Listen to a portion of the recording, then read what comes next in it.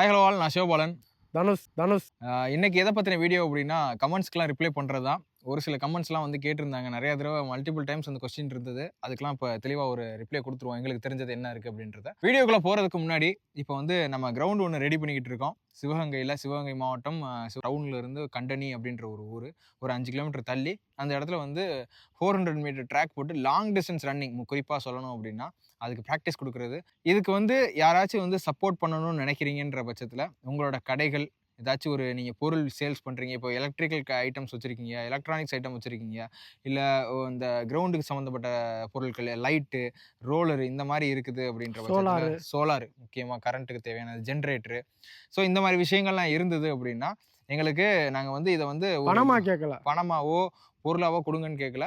இது எப்படின்னா ஒரு பார்ட்டர் சிஸ்டம் மாதிரி உங்கள் கம்பெனியை விளம்பரம் பண்ணி தரோம். எங்களோட பொட்டன்ஷியலை யூஸ் பண்ணி எங்களால் என்ன முடியுதோ அந்த பெஸ்ட்டாக பண்ணித்தரோம். நீங்கள் அதுக்கு எவ்வளோ டிஸ்கவுண்ட் பண்ணி கொடுக்க முடியுதோ, இல்லை எவ்வளோ பண்ண முடியுது பெஸ்ட்டு உங்களால் பண்ண முடியுதுன்றதை பார்த்து எங்களுக்கு ஒரு ஆப்பர்ச்சுனிட்டி கொடுங்க.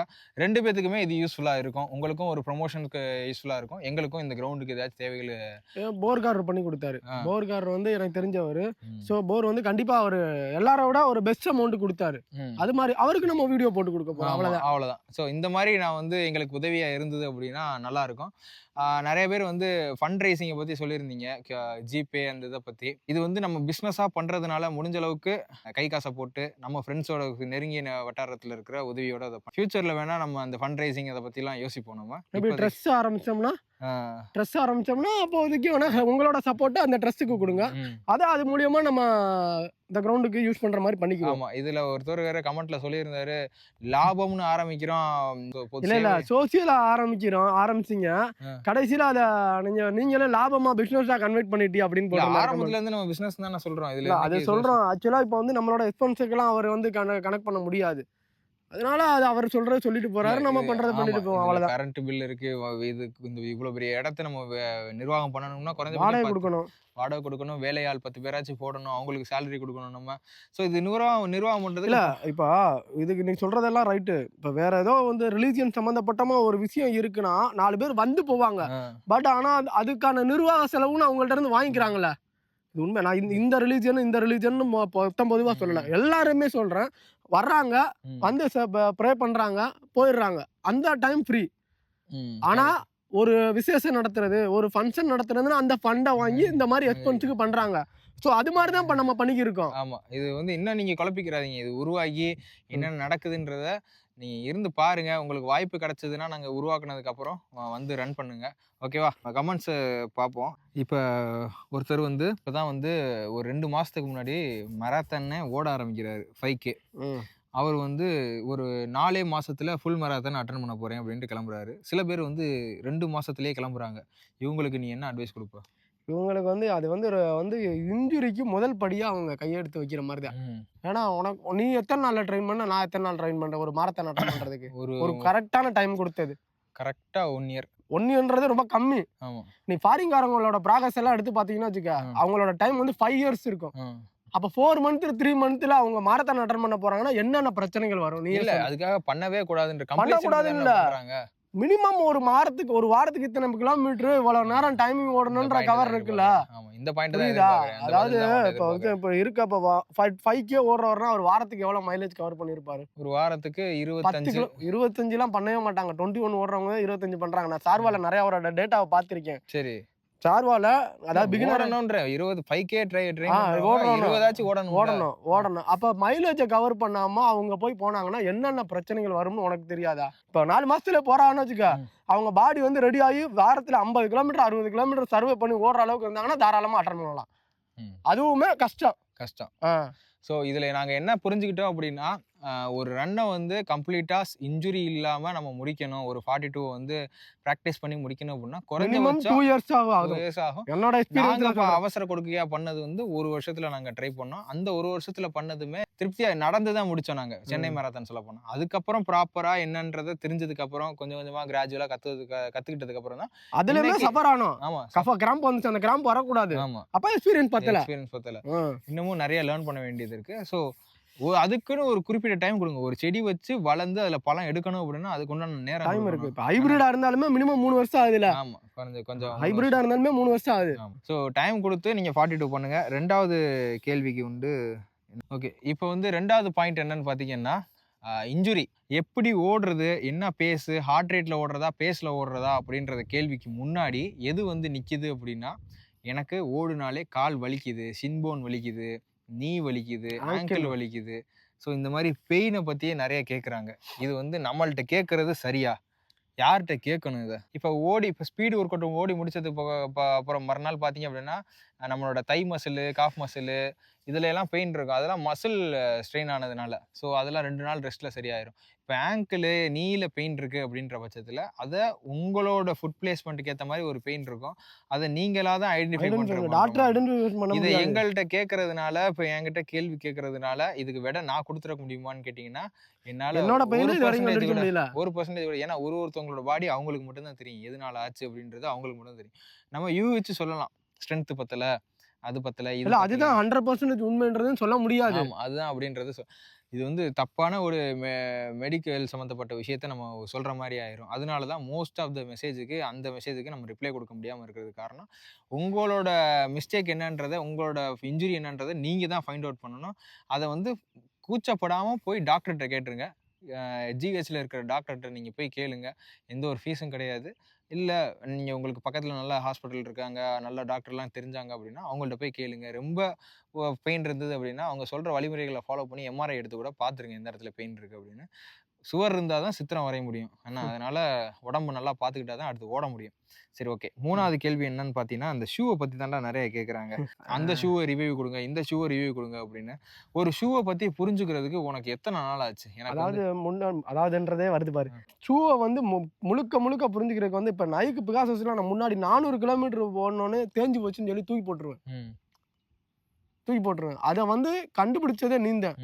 டேய் 500 கிலோமீட்டர் இல்லடா 1000 கிலோமீட்டர் நைக் பிகாசஸ் 41 1500 கிலோமீட்டர் ஓடி இருக்காண்டா ஒருத்தன்னு அந்த அட்வைஸை கொடுத்ததுக்கு அப்புறம் தான் எனக்கு தெரிஞ்சுச்சு. அதுக்கப்புறம் நம்ம யூஎஸ்எல் நான் ஓடினது 42 வந்து 500 கிலோமீட்டருக்கு அப்புறம், நீ ஓடினது வந்து 1000 கிலோமீட்டருக்கு அப்புறம். ஸோ ஒரு ஷூவையும் வந்து எப்போ கண்டுபிடிக்கும்னா மினிமம் 200 கிலோமீட்டர் ஓடினா தான் அந்த ஷூவோட பொட்டன்ஷியல் உங்களுக்கு, உங்க மூவ்மெண்ட்டுக்கு, உங்க பேஸுக்கு எப்படி இருக்குன்றது தெரியும். அதுக்கு முன்னாடியே ஒரு ஷூவை பத்தி ஒரு ரிவ்யூ கொடுக்க முடியாது. இப்படி கொடுத்தாங்கன்னா கண்டிப்பா அவங்க அதுல அந்த ஃபீல்டுல நாலேஜ் இல்லாத ஆளுன்னு தான் சொல்ல முடியும். அப்படி இல்ல ஃபாரின்ல ஒருத்தர் பென்னு இருக்காப்ல, வீக்லி மைலேஜ் 150 to 200 ஓடுறவர். அவர் ஷூவோட சக்சஸ் ஷூவோட ரிவ்யூ நல்லா கொடுப்பாப்ல, சூப்பரா கொடுப்பாப்ல. ஆனா அவர் என்ன சொல்லுவாருன்னா, அந்த ஷூவை வாங்கிட்டு இதுக்கும் கம்பாரிசன் சொல்லிட்டு after 100 kilometre run I will review அப்படின்னு தான் சொல்லுவாரு. ஸோ 100 கிலோமீட்டருக்கு அப்புறம் தான் அதோட பொட்டன்ஷியலே நமக்கு தெரியும். 100 கூட ஏன்னா என்னைய பொறுத்த வரையும் இவனுக்கு இஓஎஸ்எல் வந்து ஒரு 300 அதுக்கப்புறம் தான் தெரிஞ்சு ஃபர்ஸ்ட் 200 கிலோமீட்டர் என்னடா ஷூ சொல்லியிருக்கா படா நல்லாவே இல்லடா அப்படின்னு திட்டினேன். எனக்குமே யூஎஸ்எல் ஒரு 500 கிலோமீட்டருக்கு அப்புறம் தான் அதோட பெனிஃபிட் தெரியும். இப்போ நான் யூஎஸ்எல்ல எல்லா ரெக்கார்டுமே போட்டேன். 1Kல ரெக்கார்டு, 10Kல ரெக்கார்டு, 21Kல ரெக்கார்டு, 35, 42 வரைக்கும் ரெக்கார்டு விழுந்திருக்கு. ஸோ இது வந்து யூஎஸ்எல்ல மட்டும் பேஸ் பண்ணி கிடையாது. எங்களோட ப்ராசஸ் பின்னாடி இருந்த கன்சிஸ்டன்சி, நாங்க டிசிப்ளினா சாப்பிட்டது, ஸோ நாங்கள் ஒர்க் அவுட் ஷெடியூலில் கரெக்டாக ஃபாலோ பண்ணது, இதுக்கு எல்லாத்துக்கும் எது ஹெல்ப்ஃபுல்லாக இருந்தது அப்படின்னா கடைசியாக அந்த 1% ஆன ஷூ. ஸோ இது எல்லாமே கனெக்ட் ஆகும்போது அந்த ஷூவோட பொட்டன்ஷியல் நம்மளால் யூஸ் பண்ண முடியும். இப்போ ஒரு 3000 ரூபா ஷூவை ரிவ்யூ சொல்லுங்கள், 5000 ரூபா ஷூ, நான் யூஸே பண்ணாத ஷூவை என்னால் எப்படி ரிவ்யூ சொல்ல முடியாது. அப்படி சொல்கிறது ஆளாக இருந்தால் அவர் வந்து சரியான நபர் கிடையாது. அதாவது இது வந்து எப்படின்னா ஃபுல் அண்ட் ஃபுல் ஒரு டாக்டர் வந்து எப்படி ஒரு பேஷண்ட்டை வந்து கண்டுபிடிப்பார், உங்களை பார்த்தோன்னே இந்த வியாதியான்னு கண்டுபிடிப்பாரா? நீ இப்போ நான் இருக்கேன், எனக்கு ஒரு வியாதி இருக்கு, டாக்டர் எனக்கு இந்த வியாதி இருக்கு, என்ன பிரச்சனைன்னு சொல்லுங்கன்னா சொல்ல முடியாது. ஸ்கேன் எடுப்பாப்ல, அனலைஸ் பண்ணுவாப்ல, டேப்லெட் கொடுப்பாப்ல, அதுக்கப்புறம் தான் பொட்டன்ஷியலா கண்டுபிடிக்க முடியும். அது மாதிரி தான் ஷூவும் 10 கிலோமீட்டர் 20 கிலோமீட்டர் ஓடிட்டு அதுல சொல்லவே முடியாது. நீ சொல்லிடுறியா இந்த ஷூல வந்து இந்த ஸ்பெசிஃபிகேஷன் இருக்கு அப்படின்றத சொல்லலாம். இப்போ நான் ஆரம்பத்திலேயுமே ஒரு ஷூ வாங்கியிருக்கேன், பாஸ்டன் 13 வாங்கியிருக்கேன், இதுல இந்த ஸ்பெசிஃபிகேஷன் இருக்கு, நானும் ஒரு 100 கிலோமீட்டர் ஓடினதுக்கு அப்புறம் சொல்றேன் அப்படின்னு சொல்லுவேன். ஆனா ஆக்சுவலா 100 இல்ல, 100க்கு மேலேயே ஓடிட்டு தான் 200 300 ஓடினதுக்கு அப்புறம் தான் சொல்றேன். அந்த 300ல இருந்து 500ல தான் உங்களுக்கு அந்த ஷூவோட நாலேஜ் கிடைக்கும். அதுக்கு முன்னாடி நிறைய பேர் 10 கிலோமீட்டர் 20 கிலோமீட்டர் 30 கிலோமீட்டர்ல ஓடிட்டு நாலேஜ் சொல்றாங்கன்னா யூஸ் பண்ணாம எந்த எக்ஸ்பீரியன்ஸ் இல்லாம எந்த ஒரு ப்ராடக்ட் எக்ஸ்பிளனேஷன் கொடுக்கவே முடியாது. இப்போ வந்து ஒரு பைக் தயாரிச்சு கொண்டு வராங்க அப்படின்னா அதை வந்து எல்லா விதமான ஸ்பீட் டெஸ்ட்டும் பண்ணுவாங்க. ஸ்லோ ஸ்பீடும் ஓட்டி பார்ப்பாங்க, ஹை ஸ்பீடு ஓட்டி பார்ப்பாங்க. ஸோ நம்ம ஷூவை வந்து எனக்கு அந்த பொட்டன்ஷியல் இருக்கணும். இப்போ நான் வந்து ஒரு ஷூவை வந்து ஈஸி ரன் ஓடுறதுக்கு மட்டும் தான் எனக்கு கெப்பாசிட்டி இருக்கு. நான் ஓடி முடிச்சதுக்கப்புறம் நான் வந்து மித்த இன்டர்வல் விஷயங்கள் பண்ணவே இன்டர்வல் மாட்டாங்க. பண்ண மாட்டேன், ஸ்பீடு பண்ண மாட்டேன். அப்பனா நான் அந்த ஷூவோட நாலேஜ் அவங்களுக்கு தெரியவே ஃபுல்லாவே தெரியாது. தெரிஞ்சுக்கிற முடியாது. ஏன்னா இப்போ 4 பேஸ்ல ஓடாம ஒரு ஷூவை எப்படி நம்ம தெரிஞ்சுக்கிற முடியும்? இப்போ நான் வேஃபர் ஃப்ளையை வந்து 5K வந்து சப் 20ல ஓடுனதுக்கு அப்புறம் தான் அந்த ஷூவோட நாலேஜ் கிடைச்சிச்சு. ஸோ டிஃபரெண்ட் பேஸில் ரன் பண்ணும்போது தான் ஒரு ஷூவோட வந்து நாலேஜ் knowledge தெரியும். என்னன்றது இப்போ தெரியும். எலைட் கேட்டகரிக்காரவங்க எல்லாம் அவங்க எல்லாமே 4 கிலோ 430 கிலோ வச்சிருப்பாங்க. ம். ஸோ அவங்க ஆல்ஃபா பிளேட்டட் ஷூ அவங்களுக்கு செட் ஆகும். ம். பிகினரா இருக்கீங்க 8 பேஸ் 9 பேஸ்ல ஓடுறீங்கன்னா அவங்களுக்கு அந்த பிளேட்டட் ஷூ செட் செட் ஆகாது. ஆகாது. இப்ப எலைட்காரங்க நான் நிறைய வீடியோஸ்ல சொல்லியிருப்பேன். எனக்கு வந்து என்ஜாய் பண்ணி ரன் பண்ணணும் அப்படின்றது. இது வந்து ரன்னிங்ல வந்து இது ஒரு அடிக்டிவான ஒரு விஷயம். இப்ப எலைட் மாரி நம்ம செய்ய முடியாது. அதனால நம்ம வந்து ஒரு வட்டத்துக்குள்ள இருந்துக்குருவோம். ஈஸி ரன் மட்டும் ஓடுவோம் அப்படின்னு தான் நான் ஆரம்ப கட்டத்துல ஆரம்பிச்சது. அதுதான் நல்லாவும் இருக்கும் ஆனா. ஆனா ஒரு தடவ நம்ம ஸ்டார்ட் பண்ணும்போது ஒரு கட் ஆஃப் டைம்னு ஒண்ணு இருக்கும் 21க்குன்னு. அத தாண்டிட்டோம்னு வைங்களேன், அடுத்து சப் 2 ட்ரை பண்ணுவோம். சப் 2 ட்ரை பண்ணதுக்கப்புறம் சப் 130 அப்படின்னு ட்ரை பண்ணுவோம். 130 ட்ரை பண்ணதுக்கப்புறம் அந்த எலைட்டுக்குள்ள போகணும் அப்படின்னு வரும். ஸோ இது ஒரு அது நாள் ப்ராக்ரஸ். ப்ராக்ரஸ். இந்த ப்ராக்ரஸ் எல்லாத்துக்கும் காமனா இருக்கும். ம். நம்ம இன்னும் ஒரு கட்டத்தையே தாண்டாம எலைட்டோ, ப்ரோக்குள்ளேயோ நான் போமாட்டேன் அப்படின்னு இப்போ அந்த ஈஸிக்குள்ளேயே இருந்தோம் அப்படின்னா, நம்ம எதையுமே கத்துக்க முடியாது. கம்ஃபர்ட் ஜோன்லயே லைஃப்ல வாழ்ந்துட்டு போயிடுற மாதிரி ஆமா. இருக்கும். அதனால தப்பே கிடையாது. நம்ம அச்சீவ் பண்ணணும்னு நெனைக்கிறது தப்பு கிடையாது. அத வந்து பிரஷர் பண்ணிக்க கூடாது. இன்ஜுரி வர்ற மாரி பிரஷர் பண்ணிக்க கூடாது. அவ்வளவுதான் கான்செப்ட். என்ன ஸ்பீட்ல ரன் பண்ண போறீங்க? லைட்டாவே ரன் பண்ணாலும், இப்ப கார்த்திக் கர்கேரா ஓடும்போது ஒருத்தர் கேள்வி கேட்டிருப்பாரு. Hi Karthik Karkera all the best அப்படின்னு சொல்லுவாரு. இவர் அதுக்கு ரிப்ளை பண்ணி திரும்பி தேங்க்ஸ் சார் தேங்க்ஸ் சொல்லிட்டு போவாரு. சோ அந்த என்ஜாய் பண்ணி அளவுக்கு பண்ணியிருக்காரு. சோ மனசே அந்த அளவுக்கு ட்ரெயின் பண்ணியிருக்காரு. ஓடும்போது ரிப்ளை குடுக்குற அளவுக்கு ஒரு எனர்ஜி இருந்திருக்கு அந்த கான்சன்ட்ரேஷனோட. சோ அந்த மாரி ட்ரெயின் பண்ணுங்க அப்படின்றது தான் சொல்றது. ஓடும்போது சுத்தமா செத்து ஓடக்கூடாது. அந்த ரன்ன என்ஜாய் பண்ண முடியாது. ஃபுல்லா சஃபர் ஆகுற மாரி இருக்கும் அப்படின்றது. அதே மாதிரி கென்யூன்ஸோட நம்ம கம்பேரே பண்ணக்கூடாது. ம். ஏன்னா அவங்களோட இது வந்து இன்பில்ட்டா இப்ப நம்ம சின்ன வயசுல இருந்து ஸ்கூல்ல போய் எப்படி படிக்கிறோமோ அதே மாதிரி அவங்க சின்ன வயசுல இருந்து 5 கிலோமீட்டர் 10 கிலோமீட்டர் ஓடினவங்க. அவங்க அளவுக்கு நம்மளோட ஈவன் வுமன்ஸுமே அவங்க 3 பேஸ்ல ஓடுறாங்க 1 ஓடுறாங்க கிலோமீட்டர். 310ல. ஸோ அவங்களோட நம்ம கம்பேர் பண்ணக்கூடாது. நம்மளே சோதிச்சுக்கிறணும் நீ சொல்ற மாதிரி. நம்மளே ஒரு ரன்னுலையும் ரெக்கார்டு வச்சுக்கிட்டே போனோம்னா அதுவே ஒரு நல்ல அச்சீவ்மென்ட் தான். அச்சீவ்மெண்ட் தான். வெறுங்கால்ல ஓடுறதா இல்ல இந்த 1500 ஷூல ஓடுறதா அப்படின்னு கேட்டீங்கன்னா எல்லாருமே இப்ப நானுமே இவனுமே வெறுங்கால்ல இருந்து தான் ஆரம்பிச்சோம். அப்புறம் 500 ஷூ போட்டோம், 1000 ஷூ போட்டோம். வாலிபால் ஷூ போட்டு ஓடி இருக்கு. வாலிபால் ஷூ ஒரு போட்டு தான் வருஷம் கிட்டத்தட்ட ஒரு வருஷம் அடிடாஸ்ல 10 கிலோமீட்டர் 15 கிலோமீட்டர் 15 என்ன கிலோமீட்டர். நாலேஜ் எதுவுமே தெரியாது. இங்க யாருமே சொல்லிக் கொடுக்குறதுக்கு எதுவுமே இருக்க மாட்டோம். பேசினா கூட என்னன்னு தெரியாது. ஸோ எல்லாமே கத்துக்கிறப்ப நம்ம அந்த சிஸ்டத்தோட அடாப்ட் ஆகி போகணும். இல்ல நான் காட்டுற மாதிரி தான் இருப்பேன். ஷூ போட மாட்டேன், வாட்ச் கட்ட மாட்டேன். இதெல்லாம் நான் எதுவுமே அப்டேட் பண்ணிக்கிற மாட்டேன். அவர் பார்த்தீங்களா வெறும் கால்லயே ஓடுனாரு அப்படின்னா, நான் 2 பேரை சொல்றேன் நானு. எலியுட் கிப்சோகி, உசைன் போல்ட். 2 பேரோட டைமிங் என்னன்னா, உசைன் போல்ட் 9 பாயிண்ட் சம்திங் வச்சிருக்காரு 100 மீட்டர் ஸ்பிரிண்ட்ல. சாப்பாட்டுக்கே வழி இல்லாம கஷ்டப்பட்டு ஓட ஆரம்பிச்சவரு. இன்னொருத்தவர் எலியுட் கிப்சோகி. அவரு 2 மணி நேரத்துல வந்து ஃபுல் மேரத்தான் முடிச்சிருக்காரு. ஸோ இவர் 2 பேர்த்த நம்ம இந்தியால யாராச்சும் அந்த மாதிரி வெறும் கால்ல ஓடி பிராக்டிஸ் பண்ணி பண்ற மாதிரி இருந்தீங்கன்னா, தயவு செய்து இவங்க 2 பேர்த்த பீட் பண்ணுங்க. இந்தியாவுக்கு பெருமை சேருங்க. அப்புறம் கடைசியா இந்த ஜோன் 2 பத்தி எப்படி இன்னும் தெளிவா சொல்றது? எதுக்காக வாட்ச் மஸ்ட்டா யூஸ் பண்றோம்? ஹார்ட் ரேட் மானிட்டர் வேற எக்ஸ்ட்ரா ஆட் பண்ணி யூஸ் பண்றோம்ன்றத இன்னும் தெளிவா எப்படி சொல்றது? புரிய வைக்கிறது. அதாவது ஹார்ட் ரேட் மானிட்டர் வந்து இப்போ வந்து கையில் வாட்ச் கட்டி இருக்கும்போது மூவ்மெண்ட்டுக்கும் ஷேக்கிங் ஆகிறதுக்கு 4லேருந்து 5 பிபிஎம் வேரியன்ட் ஆகுது. அது உனக்கு ஆகுதா எனக்கு ஆகுதான்றது தெரியல. மூவ்மெண்ட் மட்டும் இங்க ரீசன் இல்ல. ஆமாம் இல்லை மூவ்மெண்ட்னு ஹார்ட் வந்து அதோட உனக்கு ட்ராக்கிங் டெஸ்க்டாப்ல வந்து ரொம்ப பக்கத்தில் இருக்கு. Near about heart. இது வந்து நியர் அபவுட் ஹார்ட் கிடையாதுல்ல. இப்போ இந்த இதுதான் கிளிக்கிங் ஆகும். இந்த டெஸ்க்டாப் வந்து ஹார்ட்டுக்கு நியரஸ்ட்ல இருக்கு. ஹார்ட்டுக்கு நியரஸ்ட்ல இருக்கும்போது இந்த பிபிஎம் வந்து அக்யூரன்ஸியா காமிக்கும். இந்த இடத்துல வந்து வேரியன்ட் ஆகும். ஒரு 5 to 10% கண்டிப்பா ஆகும். ஆனா கண்டிப்பா எனக்கு நல்லா டிஃபரெண்ட் தெரியுது. உனக்கு தெரியுதா தெரியலையா? கண்டிப்பா இல்ல நான் சொல்றேன். அதான் சொல்ல வரேன். இப்ப வாட்ச்ல பண்ணிருந்தீங்க அப்படின்னா, இப்ப நாங்க ஒரு ஈஸி ரன் ஓடுறோம் அப்படின்னா ஒரு 5 to 10 பிபிஎம் அதிகமா இருக்கு. 130ல இருந்து 140. அது எப்ப அப்படி ஆகும்னா ஃபர்ஸ்ட் ஸ்டார்டிங்ல இருந்து 5 கிலோமீட்டர் வரைக்கும் கரெக்டா இருக்கும். 5 கிலோமீட்டருக்கு அப்புறம் 10, 10க்கு அப்புறம் 15க்கு அப்புறம் இத மாறும். நம்ம உறுதியா சொல்ல முடியாது. ஆனா 10 பிபிஎம் டிஃபரன்ஸ் இருக்கு. 5ல இருந்து 10. ஆமா. இதே இது நம்ம இன்னும் அக்யூரேட்டா ட்ரை பண்ணோம் அப்படின்னா heart rate monitor chest strap போடுறோம்ல, அதுல பாத்தீங்க அப்படின்னா 120ல இருந்து 130க்குள்ள காட்டு. ரெண்டையுமே ஒரே டயத்துல போட்டு தான் யூஸ் பண்ணோம். செஸ்ட் ஸ்ட்ராப்பும் போட்டிருந்தோம், கையில போனும் வச்சிருந்தோம். இதுல வாட்ச்ல ட்ராக் பண்றதுக்கு ரெண்டோட வேல்யூ எடுத்து பாத்தீங்க அப்படின்னா அந்த 10 பிபிஎம் டிஃபரன்ஸ் இருக்கு. ஒரு ரன்னுக்கும் ஒரு கிலோமீட்டருக்கும் அந்த மாதிரி டிஃபரன்ஸ் இருக்கும். ஆவரேஜ் எடுத்து பார்த்தாலும் இருக்கும். அது ஹையஸ்ட் பிபிஎம். VO2 மேட்ச் பண்ணும்போது நல்ல டிஃபரன்ஸ் தெரியும்.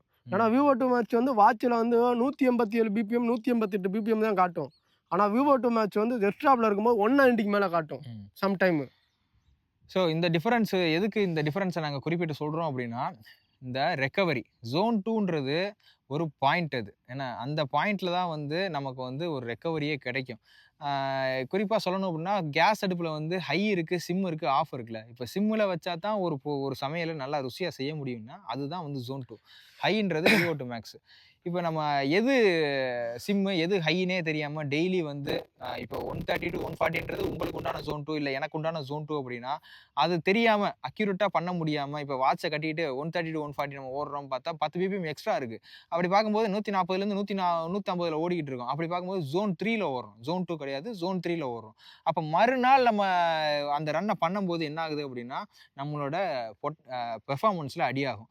இப்ப ஒரு கட்டத்துல இப்ப வந்து 6 பேஸ்லேருந்து 5 பேஸ் குறைக்கிறீங்க. 5லேருந்து 4 குறைக்கிறீங்க அப்படின்னா, ஒரு கட்டத்துல ப்ராக்ரஸ் அப்படியே ஸ்டாப் ஆயி நிக்கும். என்னடா நம்ம இவ்ளோ ட்ரெயின் பண்றோம், இன்டர்வல் பண்றோம், ஈஸி பண்றோம், லாங் பண்றோம்.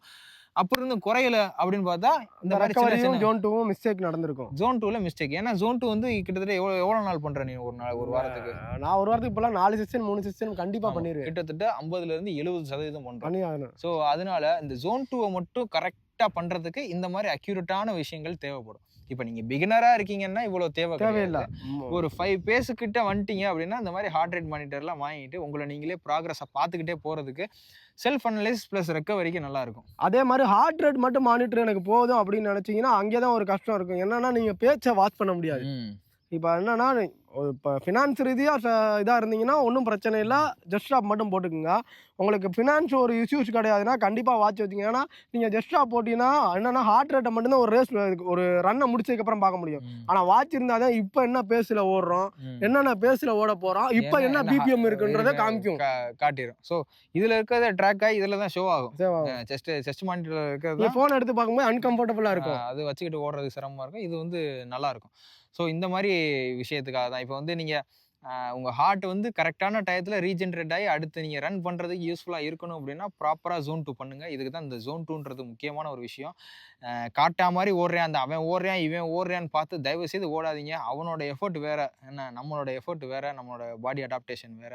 உங்களுக்கு அந்த அளவுக்கு எனர்ஜி இருந்ததுன்னா, தாராளமா அவன மாரி வெறும் கால்லயோ, இல்ல அவள மாரியே எடுத்தோனே 5 பேஸ்லயோ நீங்க ஓடலாம். இல்ல அப்படி ஓடி தான் இருந்தேன். ரைட் நீ எனக்கு அடியாகி போய் கிடக்குது. என்ன நானும் காட்டா மாரி தான் ஓடுனேன்.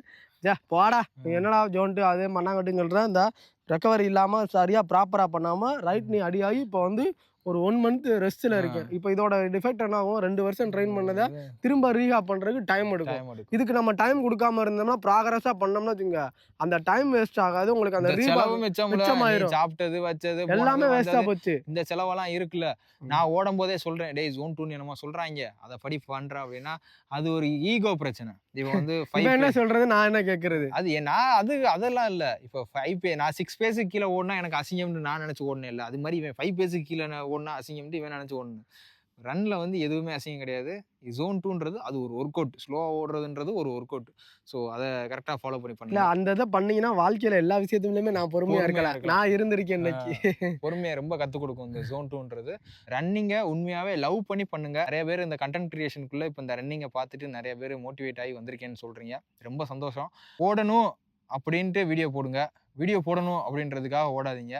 எங்கள உருவாக்குனது முதல்ல நாங்க ஓடிக்கிட்டு இருந்தோம். அதுக்கப்புறம் தான் அத வீடியோவா மேக் பண்ணோம். அது மாரி நீங்க போங்க. உங்க ஜர்னி வந்து நல்லா இருக்கும். இந்த அளவுக்கு நெறைய தகவல் சொல்லியிருக்கோம். ம். வேற ஏதாவது சொல்லணும் அவ்வளவுதான். விரும்புறீங்களா?